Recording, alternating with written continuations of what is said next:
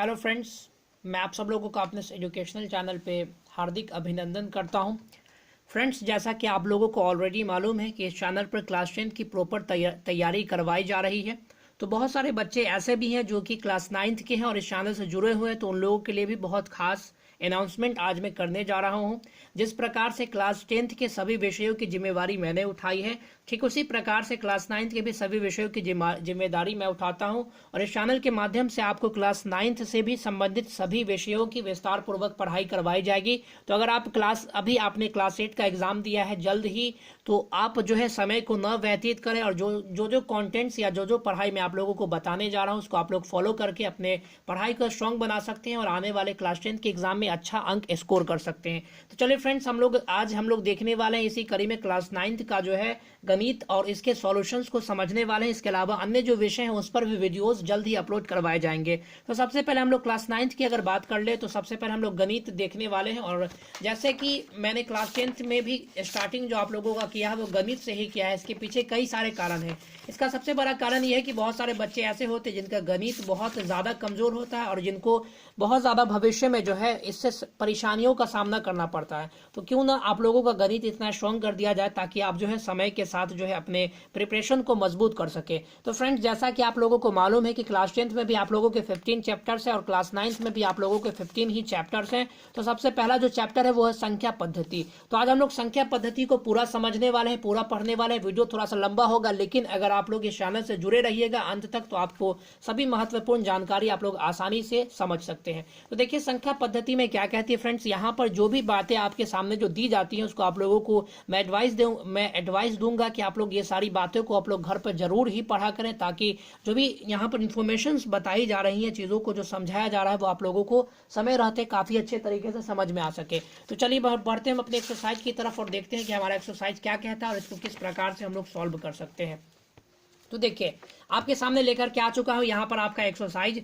तो एक्सरसाइज में क्या कहता है, एक्सरसाइज 1.1 में आपको सत्य और असत्य को बताना है। क्या शून्य एक प्रकार की परिमेय संख्या है? क्या इसे आप p/q के रूप में लिख सकते हैं जहां p और q पूर्णांक है और q is not equal to 0 होगा? यानी आपसे पूछा जा रहा है कि क्या शून्य एक प्रकार की परिमेय संख्या है। तो फ्रेंड्स, इस बात को अच्छे तरीके से समझ ले कि परिमेय संख्या जनरली बोला किसको जाता है। अच्छे से समझ ले परिमेय संख्या के इस कंसेप्ट को, हमेशा आप लोगों को काम आएगा। क्लास 10 की भी परीक्षा में से कई सारे प्रश्न पूछे जाते हैं। तो फ्रेंड्स, याद रख ले एक देहाती सा फॉर्मूला कि अगर कोई संख्या रूट के अंदर लिखी हुई है और वह रूट से बाहर आने में असमर्थ है तो आप उसको समझ सकते हैं कि वो एक प्रकार की अपरिमेय संख्या है।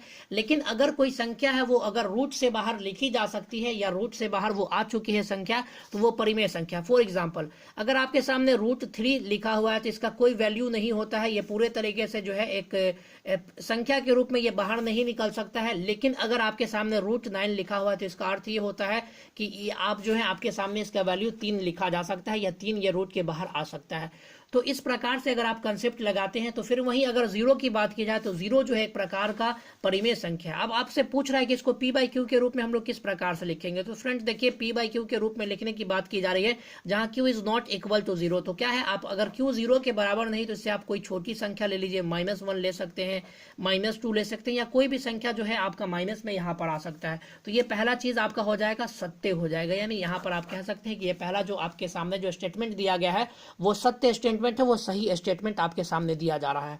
अब बात करें हम अपने दूसरे क्वेश्चन की ओर, तो दूसरा क्वेश्चन हमारा कहता है 3 और 4 के बीच 6 परिमेय संख्या ज्ञात करें। तो फ्रेंड्स, ये प्रश्न बनाने के कई और अलग भी तरीके हैं, लेकिन मैं आप लोगों को सबसे आसान तरीका यहाँ पर बताने वाला हूं। तो देखिए दूसरा नंबर प्रश्न जो आपका कहता है 3 एवं 4 के बीच 6 परिमेय संख्या ज्ञात करनी है आप लोगों को। तो सबसे पहले क्या करना है, 3 एवं 4 आप लोगों को लिख लेना। 3 एवं 4 के बीच 6 परिमेय संख्या बराबर आप लोगों को दे देना है। देखिए फ्रेंड्स, इस बात को अच्छे से समझ लें कि जितनी परिमेय संख्या आपको कही जा रही है निकालने के लिए, उससे एक संख्या बढ़ा करके आप लोगों को क्या करना है, सिंपली गुना कर देना है। तो 3 और 4 की अगर बात की जाए तो 3 और 4 में आपको 6 परिमेय संख्या निकालने को पूछा जा रहा है, तो हम लोग 7 से गुना कर देंगे और 3 में भी हम 7 से गुना करेंगे और 4 में भी 7 से गुना करेंगे। इसके बीच हम लोग परिमेय संख्या निकाल सकते हैं। तो 3 को अगर हम लोग 7 से गुना करते हैं तो 21 हो जाएगा और 4 को अगर हम 7 से गुना करते हैं तो 28 हो जाएगा। और इसके बीच हम लोगों को क्या करना है, 21 और 28 के बीच 6 संख्याओं को लिख देना है। तो 22 आ जाएगा, 23 आ जाएगा, 24 आ जाएगा, 25 आ जाएगा, 26 आ जाएगा और 27 आ जाएगा। अब फ्रेंड्स यहाँ पर क्या होगा कि अगर आप लोग इस बुक के आंसर को देखिएगा और हमारे आंसर को मैच कीजिएगा तो दोनों में असमानता देखने को मिलेगी। लेकिन इस बात को अच्छे तरीके से समझ ले कि आप जो अगर इसके बीच अगर आपको परिमेय संख्या निकालने को बोला जाए तो दो संख्याओं के बीच असंख्य परिमेय संख्या को निकाला जा सकता है। तो ऐसा कोई ज़रूरी नहीं कि आप जो बनाइए या हम जो बनाएं उसका आंसर आपको बुक में मिल ही जाए। तो यहाँ पर परिमेय संख्या के केस में आप लोग इस बात को अच्छे तरीके से ध्यान में रख ले कि आप लोग आंसर मिलाने के चक्कर में न रहें। अगला प्रश्न आपका कहता है क्वेश्चन नंबर 3 और 5 के बीच जो है आपको 5 परिमेय संख्या लिखनी है। तो सेम वही लॉजिक हम लोग अप्लाई करेंगे। सबसे पहले आपको क्या करना है कि अगर इसका अंश इसका हर अगर अलग अलग रहता तो उसका थोड़ा सा अलग प्रोसेस हो जाता है बनाने का। लेकिन अगर यहाँ पर इसका जो है ऊपर वाले को अंश बोलते हैं, नीचे वाले को, और उम्मीद करते हैं कि आप लोगों को मालूम ही होगा। तो इससे जो मिल करके बनता है उसको भिन्न कहा जाता है। तो इसको भी आप लोग नोट डाउन कर सकते हैं। फ्रेंड्स, जब भी वीडियोस देखा कीजिए तो एक पेन और पेपर अवश्य ही अपने साथ रखिए ताकि जो भी चीज़ आप लोगों को बताई जा रही है उसको आप लोग अच्छे से नोट डाउन करते चलें और खुद से प्रैक्टिस करें, तभी जाकर के आपको सारी बातें याद रहेंगी। तो क्या करना है, आपसे पूछा जा रहा है 5 परिमेय संख्या, सेम वही लॉजिक हम लगाएंगे। एक संख्या से बढ़ के ऊपर और नीचे हम दोनों को गुना कर देना। 5 हमको बोला जा रहा है तो इसको भी 6 से गुना कर देते हैं और इसके भिन्न हर वाले भाग को भी 6 से गुना कर देते हैं। सेम वही प्रोसेस हम लोग अपने इसके दूसरे पार्ट वाले में भी करेंगे। इसको भी 6 से गुना कर देंगे, इसको भी 6 से गुना कर देंगे।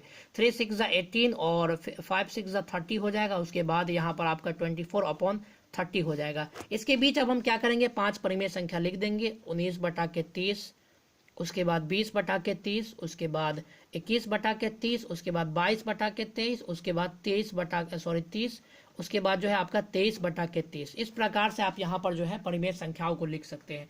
अब बचे आपके 4 नंबर के प्रश्न। देखिए आपके 4 नंबर के प्रश्न क्या कहते हैं और उसको किस प्रकार से हम लोग बना सकते हैं।